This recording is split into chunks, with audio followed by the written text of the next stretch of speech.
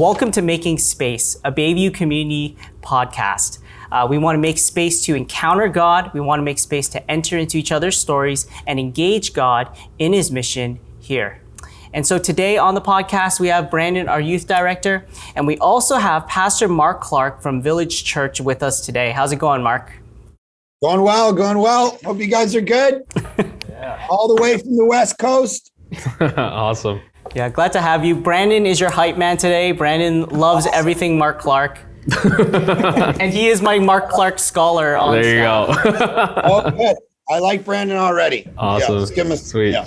Awesome. Thanks. Awesome. So we're just going to begin today with a bit of a Q&A with you, like a quick rapid fire Q&A. And so Brandon, I'm going to let you take it from here. Awesome. So what we're doing right now is maybe a segment we're calling favorites. And so just to get to know you a little bit better, Mark, we're just going to kind of ask you your favorite things, but we're going to make this Toronto themed because you are a GTA. You're originally from Ajax. And so we're going to kind of ask you some of your favorite things about Toronto and the greater Toronto area. Love it. Perfect. Yeah. So first one is, what is one of your favorite things to do when you're in Toronto? Go to Blue Jay games. Blue Jays games. Awesome. Well, that actually leads into the second question is what is your favorite Toronto sports team? Which would be? Got to go with Blue Jays, 100%. Though the Raptors were good, very interesting to watch the last couple of years. Yeah, I'm a huge Raptors fan, but the Jays have been a lot of fun. Yes. Well, this year, but yeah, probably in the past like 8 years, 6 years, something like that. Do you have a favorite Blue Jay all time? Back in the day when they were like at their peak, win a World Series, Roberto Alomar was like my guy, second baseman, and he was, it was great. Yeah, man, that whole team was awesome. It was good. Yeah, I heard the 92, 93 Jays were like the Yankees before the Yankees, basically. Right. Well, the Yankees were probably the Yankees before the Yankees. Or the Yankees before the Derek Jeter Yankees. I don't know. Yes. The Yankees had a pretty good run back in like the 20s and 30s too, I think. So awesome. Well, a couple more. What is your favorite restaurant when you come back here in Toronto? I probably haven't been here in a little bit, but favorite restaurant when you're in Toronto? I was there in March, and Fourth Man in the Fire, which is a pizza joint that one of my best friends started. So he started the Burgers Priest years ago, and he sold that, and now he's got a pizza joint going where he sells donuts out of it too, and it's like the best pizza in Toronto. You've got to try it. Fourth Man in the Fire, unbelievable. All right, well, shout out to them. We'll have to go. Shout out to Fourth Man on the Fire. Exactly. This is free advertising for see if we can get them sponsored. Yeah. Awesome. All right, last one is favorite landmark, maybe favorite place in Toronto that you got to visit when you're here. And you can't say the CN Tower. I can't say that. Oh man, yeah, that's a good question. Well, there's some golf courses like Angus Glen. I'm a big golfer, so maybe Angus Glen or Wooden Sticks or something. There you go. Awesome. Sweet. I live out in Angus Glen, so that's a good pick. That's a good pick. There you go. Perfect. Awesome. Well, that's it. Thank you for indulging us in that. All right. That's all for the podcast. That's all we want. Yeah. No, we got some more for you. So if you don't know, Mark has been leading us through this series. It's preaching series in August, and we're just so blessed to have you. And we wanted to take some time today to kind of peel back the layers and get to know the man behind the mirror, or the man behind the man, Mark Clark. And so we want to know a bit about your story. What was it like growing up in Toronto? What was it like? Like, did you grow up in a Christian family? Did you go to church? How did you go to church? Or did you come to Christ here or later? Tell us a bit about yourself. Yeah, no, I didn't grow up in a Christian family. I grew up in a pretty skeptical family. My dad was pretty well an ardent atheist, and didn't like the idea of having a Bible around, no church, no anything. And when my parents got divorced, somebody sent me up to summer camp for a couple of weeks. My grandfather and my mom and all, they were just like, hey, let's give this kid something to do. And I heard about Jesus for the first time, and I was like, wow, this is compelling. and came home, didn't really do much about it, but that kind of set this seed in motion. I've always been a very skeptical person myself, someone who investigates evidence for things and all of that. And so, I would kind of go back and forth for summer camp. But anyway, when I was about 17, 18, a guy told me about Jesus at high school. And I was like, just the Spirit did something. And I just gave my life to Christ and just got on fire for Jesus and spent 2 years just reading the Bible, smoking cigarettes outside my school, reading the Bible, telling people about Jesus. And before I ever walked into a church, I didn't want anything to do with church. It seemed boring and just for, whatever.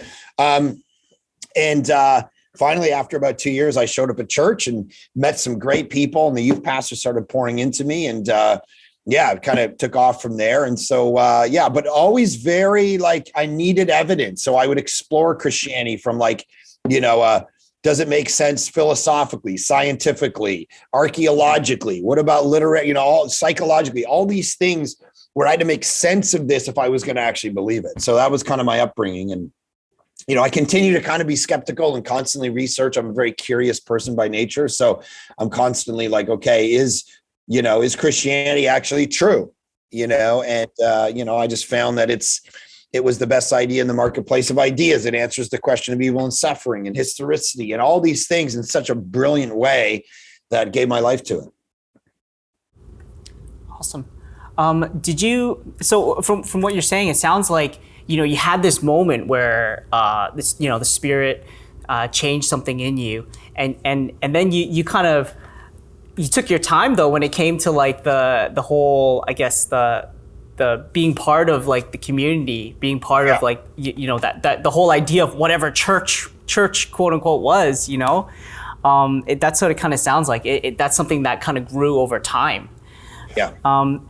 How do you see that, even as you're talking about the skepticism and stuff like that, how did that, I guess, influence even your call to ministry, or did that influence your call to ministry, or did that even influence some of your passions in ministry? Yeah, I mean, it's influenced the way that we, basically run our church, because it's I want to reach people like me. I didn't grow up in this. I know that, a lot of Christians in a lot of churches kind of sit around and, answer questions nobody's asking. And it's I want to answer questions that real people are asking. Your neighbors, the people who, drive by your church every day, we need to answer the stuff that they're wondering about in their life. And so I always wanted to preach like that, think like that, reach those people.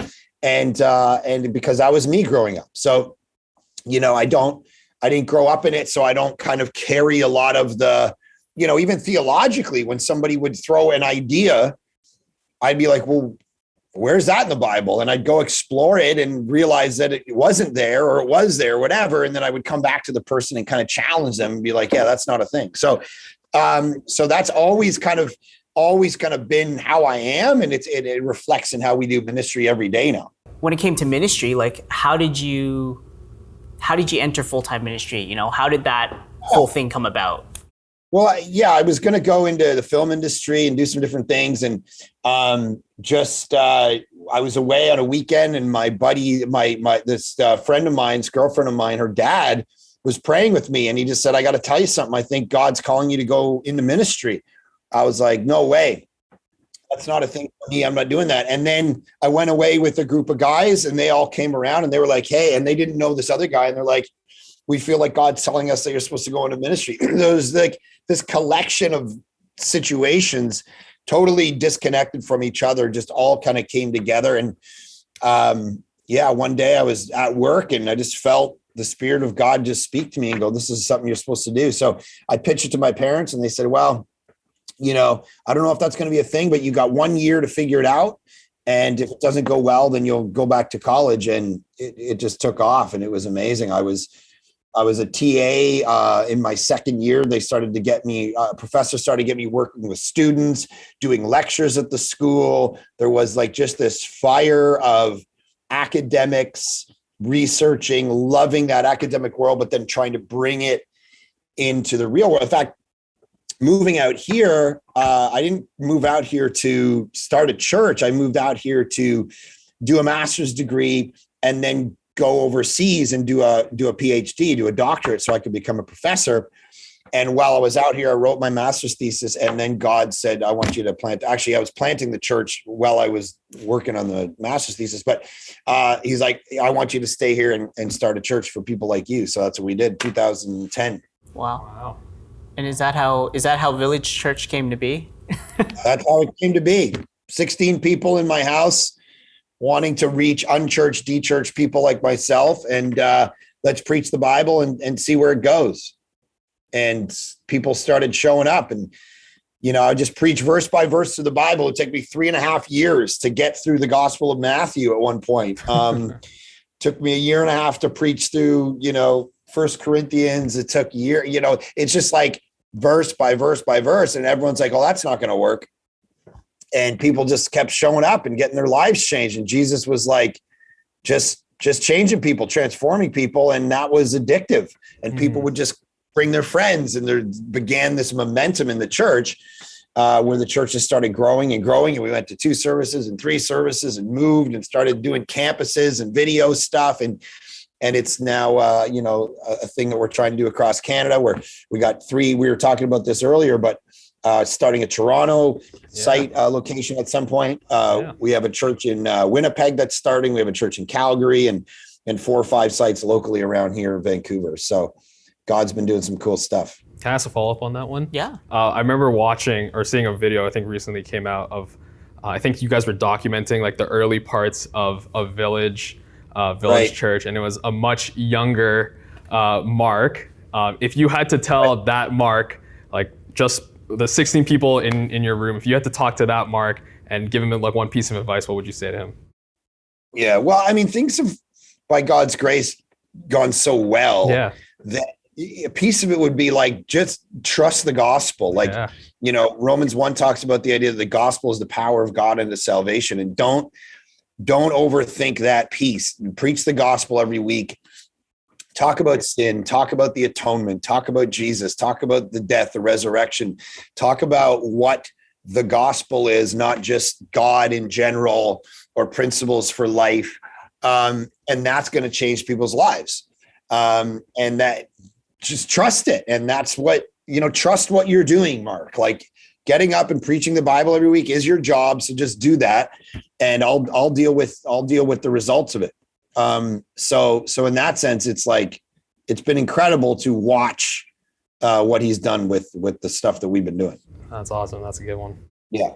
Yeah, no, that really resonates with me. As we were just talking about, it does just all go back to the gospel. It goes back to Jesus and the life change that Jesus makes in you. And we could spend like hours writing like stuff and putting together nice stuff, but like we just gotta trust that God's gonna use our flawed beings to be able to speak to people. Yeah. I got a question about as you guys started this church. I think you said you were just finishing up seminary, or you were wrapping up your master's, looking at PhD stuff, and then God called you guys to start Village Church. Did you have any like mentors or anyone who just was kind of like walking with you in that way? Like, I know pastoral ministry in general just can become lonely. Like, ministry can become like lonely. And so, did you have anyone like that? Yeah, I had a few close friends that were older. I tend to hang out with people older than me for the most part, but they were like 10 or 15 years older than me. So they were kind of ahead of us in regard to like the kid stage and the work stage and all of that.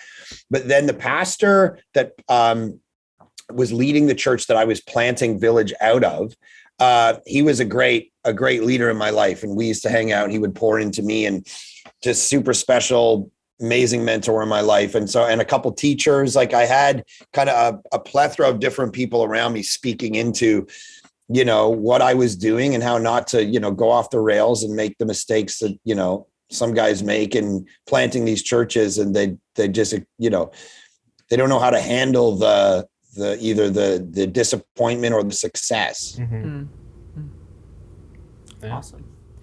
And what were some of like the biggest challenges that you guys faced I guess as you're, a young church starting in the 2010s, Yeah. like what were some of those challenges that you guys faced? Well, I mean, you're trying to reach a pretty non-Christian place, right? So the challenge is always going to be like, is this ever going to work? Like, I think for the first year we were 100, like we launched with like 160 people at our first service. And then by week 2, it was like down to 100. And then it just stayed at 100 for like a year. So I was like, how are we going to actually reach non-Christians? And of course, like Christians show up and they're like, why is this guy yelling and screaming for an hour in his, running shoes and a hoodie, in a gymnasium where he doesn't even need a microphone and, and talking about all these crazy things. Like I was just being very authentic and then people started to find freedom in that. Mm-hmm. But there was these like this pushback against that kind of ministry, that kind of preaching, that kind of teaching initially. And then of course money and volunteers, and we had this core group of people and they would work around the clock to pull the church off. But now you got to start to get the people, like, you got to do this. You got to serve, or these people are going to burn out. You got to serve in kids. You got to show up early and do setup. You got to give to the church. You got to get in a community group. Don't make it about me. Make it about, all of this stuff. So every challenge that we all face in the kind of microcosm of whatever ministry we're on, we faced all of those. And of course, then I got a young family. I got school stuff. It's just busyness, burnout.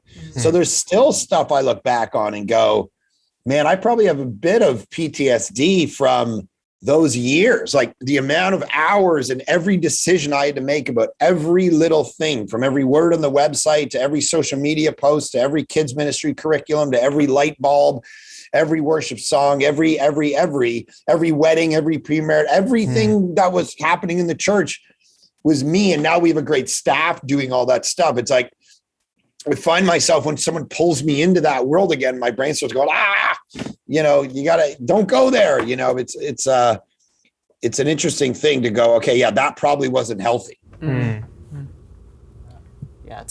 It's like busy, like, which I guess like is a very, it's like a Western way of leadership. It's like, results, always got to be grinding, always got to be doing stuff. Totally. And I guess like the part where you're talking about, the authenticity and the vulnerability that you were displaying on the pulpit. I think that like, as you're just saying that really stuck out to me. That really resonated with me, because like, I think sometimes along with that whole idea that we need to be like always working, always productive, always making things happen, there's this idea, it's like, you also have to show like you've got all your stuff together, you've got all your affairs sorted out, and you have no weakness, or you have no flaws. Yeah. And I just find that's one of the biggest things about leadership that people need to rethink. Like, right from the beginning, I was very clear with my church. Like, I'm not perfect. I'm not going to slide down the fire pole every time you have a problem. I'm not. So just so y'all know, and that was very freeing for me to not have to be the perfect pastor and the perfect person all the time. Wow. Did you have a lot of people commenting on your hoodies then? Yeah, there was people commenting on everything at that point. I just didn't have, I knew who I wanted to reach, and I'm not for everybody. Still to this day, I'm not going to reach everybody. There's people that I know, and I'm like, my church would probably not be the church to reach you. It might be the church to reach your brother. It might be the church to reach your friend, but there's no way this thing is going to connect with you. And that's okay. We can't be all things to all people. Every church can't be all things to all people. So you got to figure out what are the things you're going to lean into and do, really well at. Jim Collins wrote a book years ago called Good to Great. And one of the lines is, good is the enemy of great. And we settle for good. We settle for being mediocre at things in ministry and, in churches. And I didn't want to do that. I wanted to do things with excellence, to do things that, I think Canada deserves churches to do things with high levels of competency and excellence. to be able to reach as many people as possible. And so I always just knew not everybody would necessarily agree with that. Mm-hmm. Yeah. You know, in the membership class, I used to get up and go, this is how we're going to spend money. This is what we're going to do. And that's not for everybody. And they'd be like, okay, we're not going to become members here. It's like, okay. Yeah. One of our values at Bayview is God gets our best. Right. And like, that's absolutely something that we wanted to be a staple here in our church. And we hope that it's reflected in everything that we do. And I love that because you're pretty much saying like, you're just super laser focused on the mission, that it's not these other things aren't important, but we're just so in love with this thing that we have to do, that God has called us to do, that is set out in front of us, that it almost looks like we don't care about these other things, but we just are so focused on this one thing, preaching the gospel, reaching out to these skeptics and the non-believers. And so that's awesome. Yeah. That's really good. And I think it's very freeing, and like there's a lot of beauty in it that we can say, we're not for everyone, you know, like we're not trying to like spread ourselves so thin that we're just trying to like be all things for all people. I think that's like the beauty of the church as a whole, like the Big C Church. It's that we may not be for everyone, but we know, or for these type of people, but we know that there are, like, as we partner together and work together for the sake of God's mission, like there are those places where people will be able to I guess, resonate with. Yeah, exactly. There you go. Cool. We're fairly young. I've been doing this for 4 years. I can't remember how long. I've been pastor for like 8 years. I was pastor at a church in Richmond Hill for about 7 years, and then now I'm at Bayview for like the past year. So I'm still settling in. I came in during COVID, and that's weird because to some degree I have not. I feel like I still haven't experienced Bayview yet. But we're pretty young though. Yeah, I mean, and one of the reasons I ask that is because as young pastors, we see the Mark Clarks, we see the Carrie Newhoffs, we see these pastors, even in Canada, who are doing well and have a huge reach, and the natural maybe bend or thought is that I need to become like them, or we need to start doing what they're doing. I think there was a recent, article on like Mark Clark's, one of the pastors to look out for, right? And I know for myself, like when I think of that, I know God has to reset my mind and remember it's not about me, it's not about my name being glorified, right? Sure. And so what do you do in your own practices, your own way of just thinking and living to not get the big ego, to not, try and be on the bestseller or whatever, just really try and be that guy, right? Yeah, totally. One of the ways that I do that is I don't tend to read what people say about me, and that's helpful for a couple reasons. One is I don't get depressed and sit in a corner and twist my hair around at people's complete crazy interpretations of who I am or whatever. But it also, it's like, doesn't feed any ego, because I just don't know. Right. So I listen, I hang out with my friends. I know who I'm not. I listen to my wife and she humbles me. There you go. I'm trying to raise 3 girls. I have people around me that call me out on stuff all the time in regard to, ideas or whatever at work. I mean, I don't run, Village like an autocratic leader, sending, hey, you do this and you do this, like best idea wins. I don't care if you're, pushing the broom around. If you got a ministry idea and it's amazing, let's go, and try to have a lot of fun and realize that, I want to try stuff. I'm going to make mistakes. And I know I walk with a limp already as a leader. Like, so I just try to remember those things as I go. And it's interesting, people like, you're on a video screen at all these campuses, and it's like, I don't go and watch them. It's like, it doesn't do anything for me in the daily knowing that. Like, I don't sit, get a little tinkle and, oh my gosh, I'm on a video screen somewhere. Like, Right. well, what? I don't care. Like, so even like, I haven't listened to me preach in 5 years. Actually, I don't listen to anybody preach. I haven't listened to a podcast of another preacher in 5 years. And I don't look at my sermons. I don't re-listen to my sermon. Like, I'm just like, I do this job. Yeah. I do it to the best of my ability. And then I just kind of move on and, whatever. And because I didn't grow up in the church, I don't like venerate pastorship above anything else. I'm like, I don't blue collar guy. Like, my mom did this for a living. My dad did that. You're a pastor. So what? Whereas my buddies like who grew up in the church, like, oh, pastor's coming, walking through the foyer. I mean, like, his name's Pastor. That's weird. It's like, what are we talking about right now? We sound like aliens. And so just never really been my thing. It's a job, like a cobbler or whatever. Yeah. Martin Luther, right? You're a blacksmith, a cobbler, a pastor, the priesthood of all believers. So if I can, and I would never want you to try to, be me or be Carrie or be anything, because you can't, you won't, and it's not, you got your own place to carve out. Yeah. Like, to try to be our voice means we're losing the uniqueness of your voice. True. Because, maybe you're not a writer, maybe you are, maybe you're not a preacher, maybe you are, I don't know, but it's like, but then you got to do it in your way, which is why I stopped listening to all these preachers stuff. Cause then I was tempted to steal That's right. not only their ideas, but their style. And I just like, I got to get off that and just do what God's called me to do. I love that. That's so good. Yeah. Pastors are people. Pastors are people too.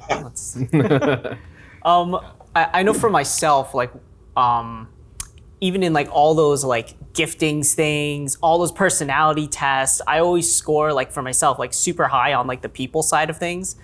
Like some of my giftings are like just as a shepherd. And so when people ask me like, what's some of your calling stuff, when it comes to your calling as pastor, like my thing is like to pastor people, to love people, to shepherd them, and to walk with them through life. Mark, if you could, describe for yourself, like in like 3 words or short phrases, like what are some of the things you feel called to in particular or passionate about in particular? Yeah, I mean, a lot of things. Maybe I'll just put it in kind of biblical vernacular. It's like Ephesians 4, apostle, prophet, evangelist, shepherd, teacher. I would probably be more of that kind of apostle, prophet, evangelist, the first 3 of the 5. And I think actually, if you read some of the material on that structure, apostle, prophet, evangelist, shepherd, teacher, and how churches are supposed to try to have these people serving in their capacities and structure a church that way, there's also an argument that that's chronological work. So it's like once the apostle does their work, the prophet can start doing their work, and then the evangelist. And then if they do their work right, you start to need the shepherd, and then you start to need the teacher. So I would definitely be on the front loaded side of that. The kind of visionary, big picture, let's move pieces around, invent things, innovate, call out cities, call out sin, preach the Bible versus just teach it. And then an evangelist who wants to see people actually come to know Christ. Those would be my passions and my kind of what I walk around in the day thinking about. Whereas other staff around here are like, yeah, forget new people. I just want to shepherd and lead the people we've got. And I want to teach them and disciple them. And it's like beautiful. Yeah. That's awesome. I think, yeah, even in the APEST kind of thing, like I'm more one of those EST kind of guys. Like I really just want to do life with people. Actually, like one of the key books that I have just found so formative for myself has been Saturate by Jeff Vanderstelt. I just saw you have Gospel Fluency on your back shelf there. Very hard to miss that. those little patterns. Jeff's a good friend of mine. He's awesome at what he does. He's a great thinker. Him and I have talked many times about how we're gonna team up to do something at some point. Oh, please invite me. Thank you. Yeah, totally. Actually, Brandon, for you, like even in that APEST kind of framework, like where do you, as you're reflecting on your ministry, your giftings, your callings, like what are you? Yeah, I would probably say closer to the teacher part. Like I just love being a student, but then also being able to share the things that I've learned, and then a little bit of the shepherd piece as well. But I'd probably say closer to that. I know one of the hard parts about preaching is like you have all this information in your head, but how do you get it down to like the one thing that you really want, or that God wants you to be saying in that moment or in that message. And so it's one thing I've had to work through and really work at. So let's just play that out for a second. So who told you got to get it down to one thing? Well, I don't think that's true. No. So don't do that. Yeah, I mean, preach. That is true, and like there's definitely parts where you can expand on different ideas within. Let's say we're doing an exegetical passage, but I think the idea behind what that person was saying or people have said is just like sometimes people are only just going to walk away with the one thing, and so you want that one thing to be clear. But sometimes you're right. Like sometimes I'll be watching a sermon, and the thing that I remember is the random story that they tell, or how they were able to give you the Greek word for whatever verse that they were unpacking. And so, well, I always say when people leave Village, if you were to see them at lunch and say, what was that sermon about? They would not have a clue. They would be like, they would know they'd feel inspired. Yeah. They know they'd feel moved. They know it was about Jesus and it was from the Bible, but to try to sum it up into one idea would be a mess. They would say it was about like 9 things. There was so much going on. I can't sum it up in one big idea. And I remember going to Bible college and all my teachers would say, it's got to be one idea. You got to try to get this to one idea, and the look and the book and the took and all the stuff. And it was like, I just realized after doing this for 20 years, that's not the case. Anyway, I'm not busting your chops. I'm just saying, don't put a weight and a filter on yourself that other people are trying to mold you into. If it's killing you, then it's not the way you're supposed to work. Yeah. You're supposed to work in the freedom, the way that God's wired you. Yeah. And I wouldn't want you to stay away from something because of a burden that's not necessarily real. For sure. And I actually love what you were saying at the beginning about talking to a congregant maybe who was hearing or listening to your sermon. And I remember someone told me very early on, they won't remember every sermon, they won't remember every message, every 3-point bullet point, but they'll remember how you made them feel, right? They'll remember how, like you said, they were able to walk away inspired and just want to be spending more time with Jesus and more time with God. And that's always the goal, right? It's to glorify God. And if you can do that, then whatever you can do to get to that point. So absolutely, for sure. Our podcast, like I said, is called Making Space to encounter God, enter into each other's stories, and engage God in his mission. What does it look like for you personally to make space in your life? How do you make space for God in your life? What does that look like? Yeah, I think when you're so busy in life, it's hard to stop and say, okay, I'm not producing anything right now. So especially, when you're a pastor, you're trying to get stuff done. You're like, I want to be effective. I want to be efficient on what I do. And one thing I've learned is like, that old, I forget who said it, Martin Luther or somebody talked about the idea that I'm too busy not to pray kind of thing. Like this concept of spending time with God. So I have this chair that I try to hit most mornings with coffee and a Bible. And, right now I'm doing 1st and 2nd Samuel, and I'm reading through like the David story, all this stuff, and just trying to make space for that. In my sermon prep life, I know you're not supposed to do this, but like that becomes devotional for me because it's like, I'm in that text all week. I'm thinking through it spiritually, emotionally, psychologically, all of these things.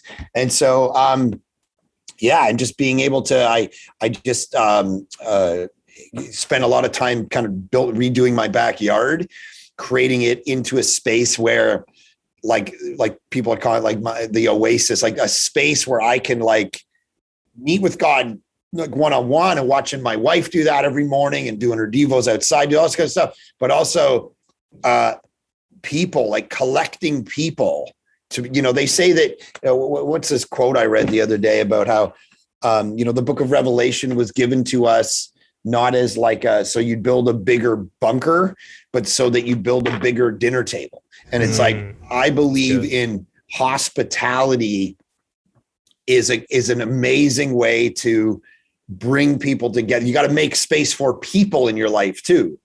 And so there's like this vertical piece, but there's also this horizontal piece where I see a lot of leaders just kind of isolate themselves. Yeah. And they, sooner or later, they don't have friends. And it's like, how do we fight that? Build a backyard where you can bring your staff. You can sit and hang out around the fire with people till midnight. That's what keeps, one of my mentors, Larry Osborne, always says, people show up for an opportunity, but they stay because of relationship. And it's like the loyalty to, whether it's to the organization or to the mission or whatever, it comes through relationship. It doesn't come by memorizing values.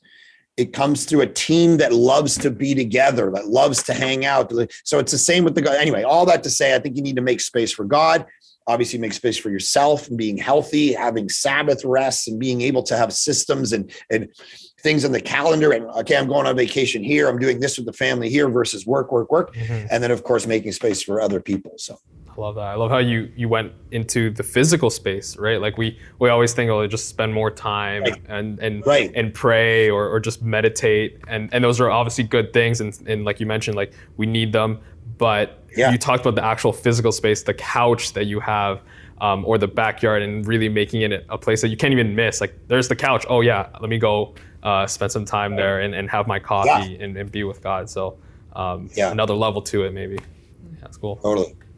You talked about hospitality as something that that's sacred to you, or the table as something being sacred to you. And that for me like really stands out. That really resonates with me. It's a gifting and something that my wife and I both share, like in terms of like, I guess, a gifting where we just love to invite people in, and we love to just bring them into the table and into our family. And even when you look at the life of Jesus, it's like, it's all about eating. It's all about who he eats with. And so that really resonates with me as you're saying that.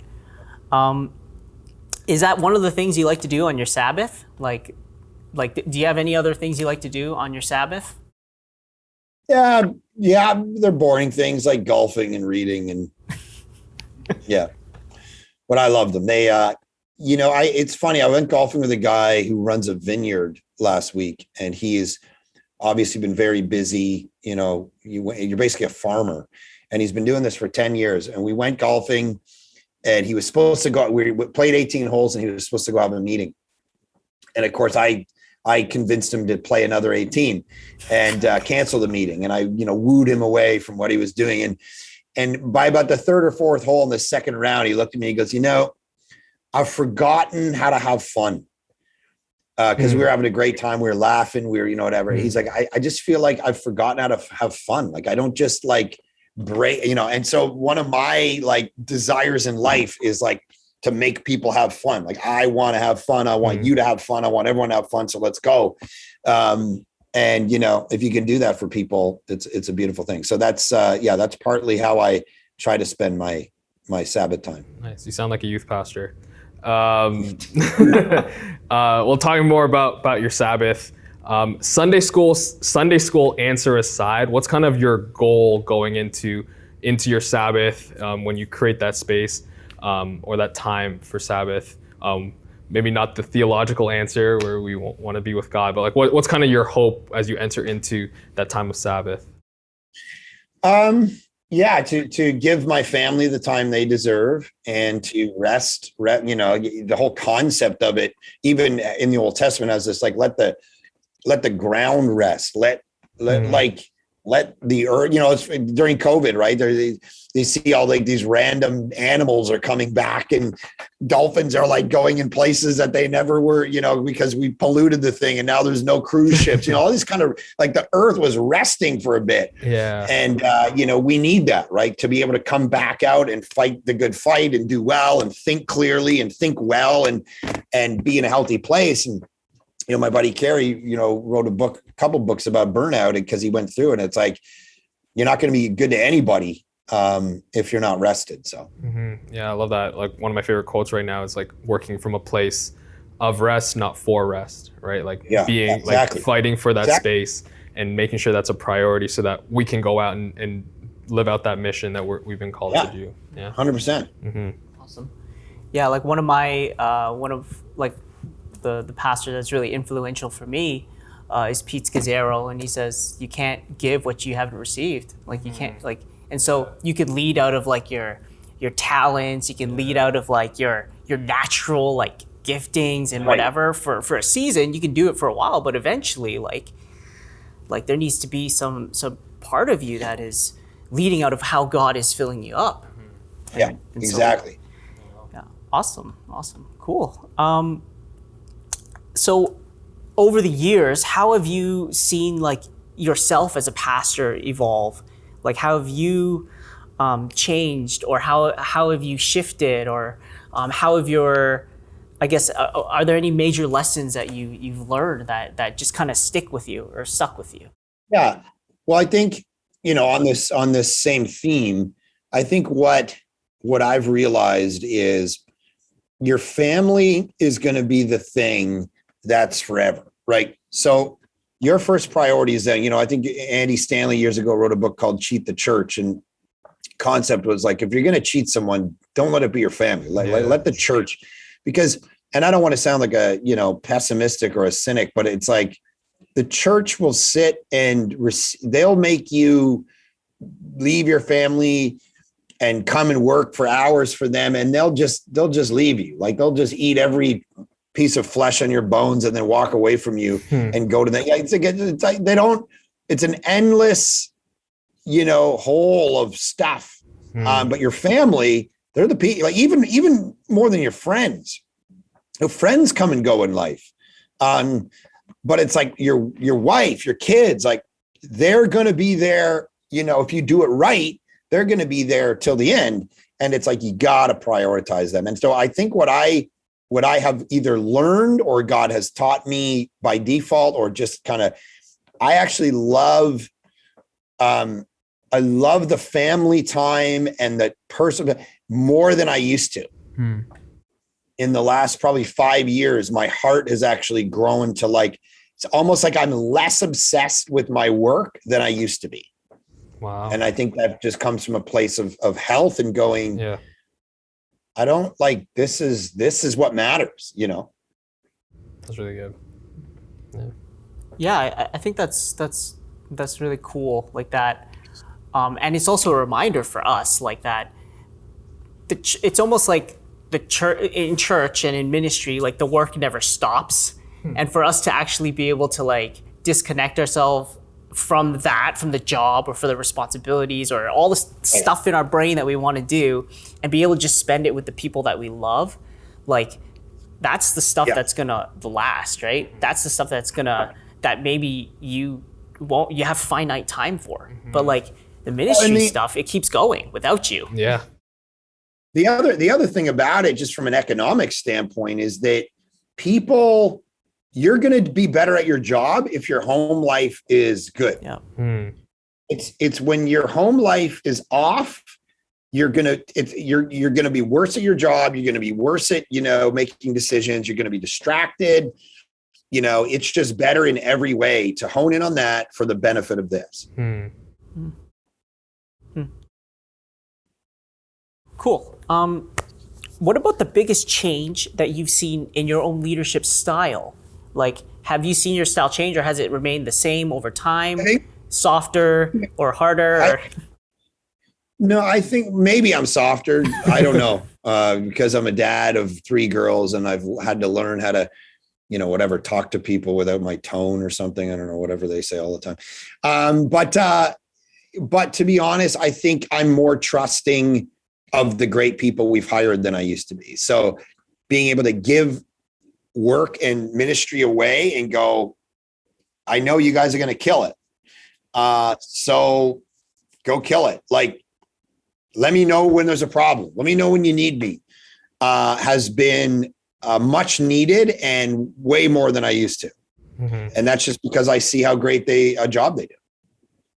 Awesome. Well, last question for you, Mark, and I'm sure you've heard this question. Maybe this is a conversation happening within your own staff and your circle, but the world's kind of opening back up, and Canada slowly but surely is opening up as well, and we're moving in this post-COVID time. And so, where do you see the church going? Where do you see the church post-COVID as we are entering back into even physical gatherings again and whatnot?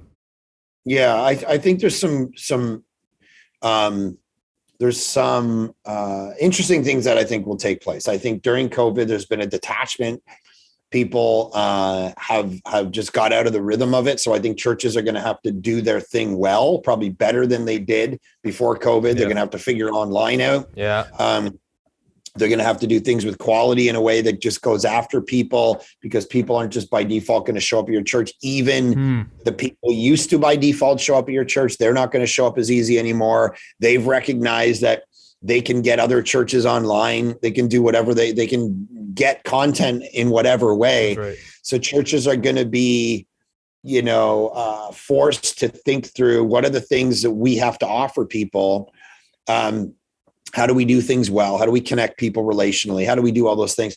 And I think it's going to maybe force preachers to get better, or at least they should be thinking about how does my skill set get better in the midst of this, because anybody can do whatever they want. And so creating that experience, we get our staff to read a book called Creating Magic, which is a guy named Lee Cockrell who used to run the Walt Disney World. And the whole thing is like, let's take lessons and ideas from Disney, which is one of the great hospitality, companies in the world. The church should be the best at hospitality on the planet. Mm-hmm. We follow a guy who washed people's feet.